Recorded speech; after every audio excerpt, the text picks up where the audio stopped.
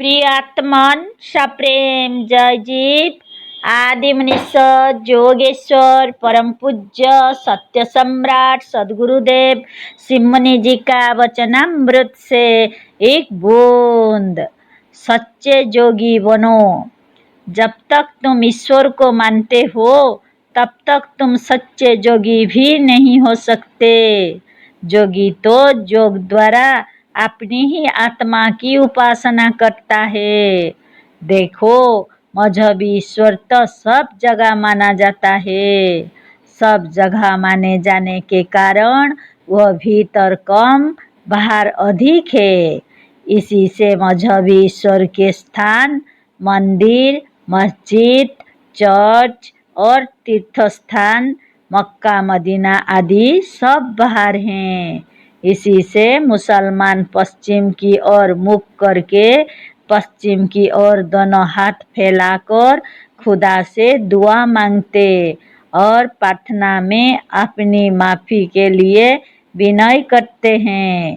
आकाश का अवकाश और उसकी फैली जगह अधिक दिखाई देती है। इसीलिए ईसाई अपने खुदा को आसमान पर मानते हैं। अतः ईसाई दोनों हाथ काबे की ओर ना करके आसमान की ओर करके और अपनी आँखों को ऊपर उठाकर कहते हैं कि ये हमारे बाप जो आसमान पर है। मजहबी लोग अपने अपने ईश्वर का मंदिर, मस्जिद और चर्च को भी बाहर बनाते हैं, पर एक जोगी योग करते समय कहीं बाहर की ओर, ऊपर नीचे या सामने ना देखकर भीतर की ओर मुड़कर आँखों को बंद कर लेता है, क्योंकि उसका उपास्य देव आत्मदेव भीतर ही है, बाहर नहीं। पर मजहबी ईश्वर भीतर की अपेक्षा बाहर ही अधिक है।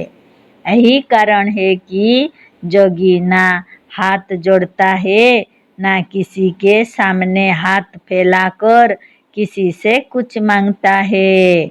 बात यह है कि जिस धन को अपनी तिजोरी से, अपनी सिंदूक से, अपने आप से लेना है, उसके लिए हाथ जोड़कर गिड़गिड़ाने की क्या आवश्यकता है। हाथ फैलावे, गिड़गिड़ाए और वे लोग जिन्हें दूसरों से कुछ मांगना है, चाहे वह ईश्वर ही क्यों ना हो, दूसरों से मांगने वाले भीख मांगे है, भिक्षु है, फकीर हैं, यह जोगी नहीं हो सकते। जोगी लोग जोगी, जोगीराज और स्वामी कहलाए, पर अपने को भीख मांगा, भिक्षु और फकीर ना होने दिया। मुसलमानों के जमाने में इन स्वामियों को जबरन मुसलमान बनाया गया। मुसलमान होने पर स्वामी जी लोग शाहजी या शाह साहेब बन गए, फकीर और भीख मांगे ना बने, और बादशाहों को भी फटकारते रहे, मर गए, पर किसी के सामने हाथ नहीं फैलाए। पर मजहबी ने सबको भीख मांगा बना दिया, सबको मांगना सिखाया, गिड़गिड़ाना सिखाया, भगवान के सामने रोना सिखाया, गाना, नाचना और कीर्तन करना सिखाया। अच्छे अच्छे पढ़े लिखे, अधिकार प्राप्त और धनाढ्यों को भी साड़ी पहनाकर नाचाना सिखाया। गुलाम, दास और दीनहीन लोगों का बना पहनाकर उन्हें नचाया। इन मजहबी लोगों ने यह भी कह दिया कि भगवान से मुक्ति ना मांगना, जब मांगना तब यही मांगना कि जन्म जन्मांतर तक तुम्हारे दास बने रहे, कभी तुम्हारे बराबर होने की इच्छा ना करे। देखो, मुक्ति मांगने से कभी नहीं मिलती, दूसरा दूसरे को, चाहे वह भगवान ही क्यों ना हो, मुक्त नहीं कर सकता। बैलों को और घोड़ों आदि को उसका मालिक मुक्त नहीं कर सकता। वह बैलों को खोलता भी है तो उसके गले की रस्सी पकड़े रहता है और उसे लाकर हल और गाड़ी में जोत देता है। मालिक द्वारा बैल खूंटे से छोड़ा जाता है, स्वतंत्र करने के लिए नहीं, किंतु किसी काम में नादने के लिए। घोड़ा अस्तबल से या पशुशाला से खोला जाता, स्वतंत्र करने के लिए नहीं, सवारी देने के लिए। घोड़े को छोड़ने पर भी मालिक उसके ऊपर सवार रहकर उसका लगाम कसकर अपने हाथ में रखता है। राजा सब कुछ कर सकता, पर अपनी प्रजा को राजा नहीं बना सकता। भगवान भक्तों को यदि मुक्त कर भगवान बना देंगे तो उसकी सेवा कौन करेगा? भक्त के होने और मानने से ही तो वह भगवान है। प्रजा के होने से ही तो वह राजा है।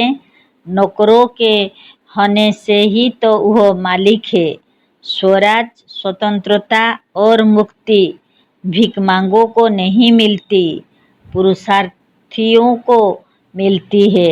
सच्ची मुक्ति को देने वाली और प्राप्त करने वाली अपनी आत्मा है।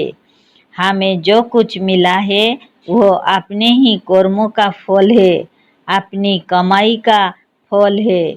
हमें वह वस्तु ना मिले है और ना मिलेगी जो हमने स्वयं प्राप्त नहीं कर लिया या कर लेंगे। सद्गुरु भी उसी को मिलेगा जो सद्गुरु को पहचान सकता है, जो सत्य को नहीं जानता, जो निर्भीक होकर सत्य नहीं कहता, वह सद्गुरु नहीं है। सबसे सत्य वही है कि भीख मांगने से मुक्ति नहीं मिलती, सच्ची मुक्ति मिलेगी सच्चे आत्मज्ञान पर दृढ़ होने से। सच्चे आत्मज्ञान पर मनुष्य उस समय दृढ़ होगा जब योग द्वारा आत्म उपासना करके आत्मा का साक्षात्कार कर लेगा, क्योंकि योग ही एक ऐसा साधन है जो मनुष्यों को काल्पनिक और झूठे ईश्वर से और माटी पत्थर तथा गोबर के बने देवताओं से छुड़ाकर अपने आप की ओर ले जाकर अपने सच्चे हितैषी और मुक्तिदाता से परिचय कराता। वह मनुष्य कितना मूर्ख है जो गोबर, मिट्टी और काल्पनिक तथा पत्थर के देवता और झूठे भगवान की कृपा से मुक्ति, बल, धन और आयु और आरोग्य चाहता है। ईश्वर जो है ही नहीं, केवल मजहबी लोगों की कल्पना है। उसका क्या कुछ नहीं होगा। जय जीव।